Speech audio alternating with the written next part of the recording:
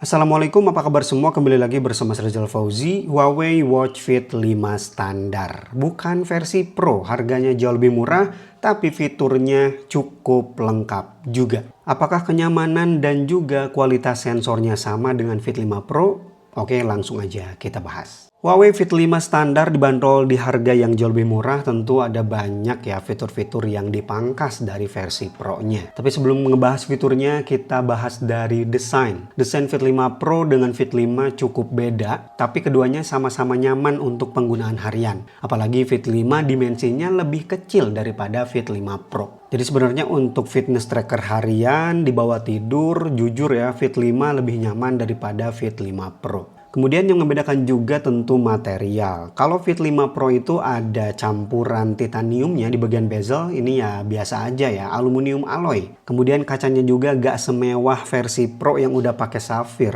Nah itu kenapa Fit 5 bisa beda harga, bisa lebih murah. Tapi looknya tetap kelihatan oke sih, meskipun bezelnya masih lumayan tebal kalau dibandingkan dengan Fit 5 Pro. Tapi kalau kamu gak ngebanding-bandingin ya, lama-kelamaan biasa juga sih, lupa. Makanya jangan keseringan nonton smartwatch yang di atasnya, biar banyak-banyak bersyukur.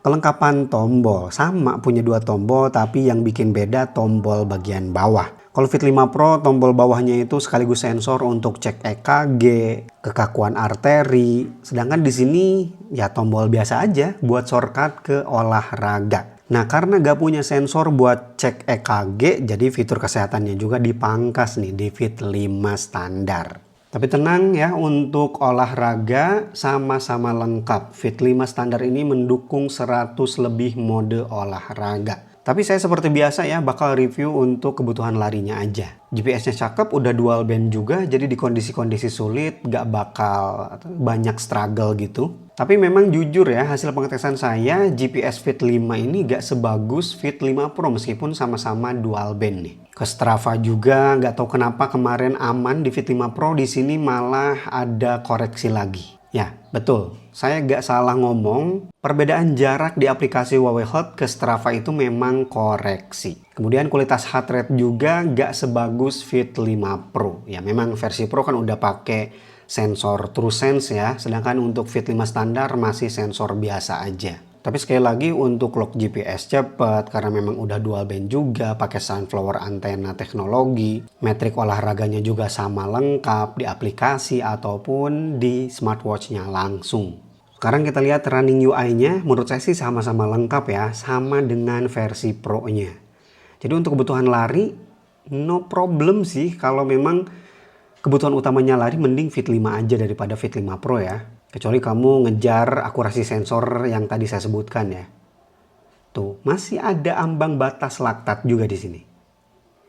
Rute juga bisa karena memang udah ada peta offline juga. Dan lihat ini di dalam ruangan ya, bukti dual band GPS, dia bisa lock. Sama ada asisten. Kemudian lengkap juga di halaman pertama ya. Ada heart rate zone, pace rata-rata, denyut jantung, jarak, durasi.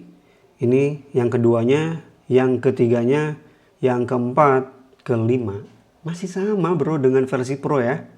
Tuh, lengkap banget. Kita balik dulu ke strap ya. Strap Fit 5 dengan Fit 5 Pro itu sebenarnya sama persis. Ya, ukurannya sama persis. Jadi bisa gonta-ganti. Tapi sayangnya Huawei gak ngejual tuh strap ofisialnya. Gak tahu, mungkin kedepannya bakal ya. Karena jujur lebih nyaman strap di Fit 5 Pro daripada Fit 5 ini. Oke, ini dia Fit 5 standar ya. Di pergelangan tangan saya 15 cm. AOD-nya cakep meskipun ini belum pakai teknologi LTPO ya. Nanti bakal saya bahas untuk AMOLED-nya. Bagi teman-teman yang punya pergelangan tangan 15 cm, kemungkinan bakal kayak gini ya kalau kamu pilih Fit 5 standar. Lebih cocok sih sebenarnya ya, karena ukurannya tuh 42 ya, 42 sekian. Sedangkan untuk Fit 5 itu 44 sekian. Jadi ini lebih kecil. Nah kemudian seperti yang tadi saya singgung ya, AMOLED-nya beda. Di Fit 5 ini AMOLED biasa, sedangkan Fit 5 Pro AMOLED LTPO. Ini memungkinkan baterai lebih awet untuk penggunaan always on display di Fit 5 Pro. Itu udah kita bahas kemarin ya. Tapi bukan berarti Fit 5 kalau pakai mode AOD boros juga ya. Ya yang namanya AMOLED gak seboros pakai IPS atau LCD biasa. Kalau kemarin pengalaman saya sih pakai Fit 5 Pro itu bisa sampai 6 hari ya menggunakan Always On Display. Kalau di Fit 5 biasa itu sekitaran 4 sampai 5 hari. Tapi kalau tanpa AOD baterainya awet sih. Masih di bagian display, yang bikin beda juga yaitu peak brightness. Puncak kecerahan layar di bawah terik sinar matahari langsung. Fit 5 memang sedikit lebih rendah ya. Fit 5 ini cuma 2500 nits. Cuma dalam tanda kutip. Artinya udah bagus ini. Kamu bisa lihat sendiri lah. Senyaman ini layar Fit 5 standar di bawah sinar matahari langsung. Selanjutnya yang bikin beda juga di olahraga golf dan juga free diving. Fit 5 udah tahan air juga, tapi tahan air tawar biasa ya, sampai 5 atm. Sedangkan Fit 5 Pro bisa free diving sampai kedalaman 40 meter. Olahraga lain kayaknya sih sama aja ya, seperti sepeda kita bisa menambahkan profil sepeda, kemudian metrik untuk olahraga raket sama lengkap juga. Dan yang terakhir, Fit 5 tentu gak punya fitur terbaru Huawei yaitu resiko diabetes.